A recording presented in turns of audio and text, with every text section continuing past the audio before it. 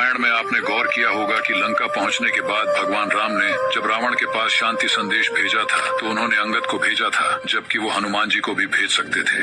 जब भगवान राम से उनकी सेना ने यही सवाल पूछा कि आप महाबली हनुमान को भेज सकते हैं, वे एक बार लंका में जाकर आए भी हैं और उनकी तो लंका में दहशत है। जिसके पश्चात प्रभु ने कहा कि अगर वो हनुमान जी को दोबारा भेजते तो रावण और उसकी सेना को यही लगता कि इनके पास सिर्फ एक ही शक्तिशाली योद्धा है और वो है हनुमान जी। और इसलिए भगवान राम ने अंगद को भेजा, जिसके द्वारा रावण और उसकी सेना को यह पता चले कि उनकी सेना में हर एक सैनिक एक वीर योद्धा है। और जैसा प्रभु राम ने सोचा था, अंगद ने वैसा ही अपनी शक्ति का परिचय रावण की भरी सभा में दिया था, अपने पैरों को एक जगह जमा कर। वैसे श्री कृष्ण कहते हैं, कोई भी कारण हो, कोई भी बात हो, चिढ़ो मत, गुस्सा मत करो, जोर से मत बोलो, मन शांत रखो, विचार करो, फिर निर्णय लो। आवाज से आवाज नहीं मिटती, बल्कि चुप्पी से मिटती है। तकलीफ सिर्फ आपको होगी, दुख भी आपको ही होगा। मन शांत रखोगे तो सुख।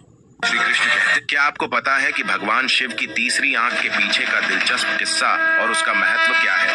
भगवान शिव की तीसरी आंख उनके चरित्र का एक दिलचस्प हिस्सा है। किस्सा यह है कि एक बार भगवान शिव ध्यान में डूबे थे, तभी उनकी पत्नी देवी पार्वती ने खेल खेल में भगवान शिव की आंखें ढक दी, उन्हें चौंकाने के लिए। लेकिन इस क्रिया ने खगोल और ब्रह्मांड को अंधकार में ढक दिया। देवता बेबस हो गए और संतुलन को बहाल नहीं कर सके। तब भगवान शिव की तीसरी आंख उनके माथे पर प्रकट हुई और उसके साथ ही उन्होंने दुनिया में प्रकाश को पुनर्स्थापित किया। लेकिन कहानी के पीछे और भी कुछ है। जब पार्वती ने भगवान शिव की आंखों को ढक दिया तो उनके हाथों की गर्मी ने उनकी आंखों में पसीना दिलाया, जो बाद में ऊर्जा में बदल गया, और इसी ऊर्जा ने उनके बच्चे कार्तिक को जन्म दिया। भगवान शिव की तीसरी आंख उनकी अद्वितीय शक्ति और ज्ञान का प्रतीक है। यह दिखाती है जिस घर के पूजा घर में रखे होते हैं यह तीन चीजें, ऐसे घर के लोग खूब फलते और फूलते हैं। नंबर 1, आज के समय में बहुत से लोग अपने घर के पूजा घर में यह चीज बहुत कम ही रखते हैं, जिसको शास्त्रों में बहुत ही शुभ माना गया है और जिसके बिना पूजा घर संपन्न नहीं होता है। इसलिए सभी को अपने घर के पूजा घर में शंख जरूर रखना चाहिए और शाम की पूजा में शंख जरूर बजाना चाहिए। शंख बजाने से देवताओं की कृपा प्राप्त होती है और पूर्वजों की भी कृपा प्राप्त होती है। नंबर 2, घर के पूजा घर में कछुआ की प्रतिमा भी रखना बहुत ही शुभ माना जाता है। जिस घर में कछुआ की प्रतिमा नहीं होती है उस घर में माता लक्ष्मी प्रवेश नहीं करती है। इसीलिए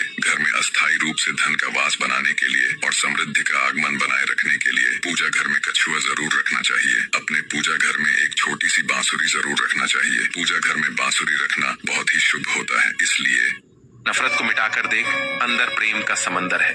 ढूंढ रहे जिसे बाहर, वो ईश्वर तेरे अंदर है। कल की चिंता क्यों करें, कभी ना आया कल।